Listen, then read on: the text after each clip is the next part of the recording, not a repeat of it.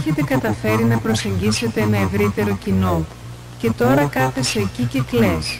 Πόσο αξιολύπητο! Πόσο αξιολύπητο πιστεύεις ότι όλη η σκληρή δουλειά σου έχει χαθεί στην αποχέτευση. Είσαι ένας αξιολύπητος νητός. Αυτός που δεν φαίνεται να κάνει σωστά κάθε λάθος. Έχεις καθίσει εκεί με θλίψη. Έχεις εκφράσει ενσυναίσθηση σε όλους. Έχεις καεί σε κάθε έργο. Έχετε απομονωθεί από τον κόσμο. Και τώρα, μισείς τα πάντα.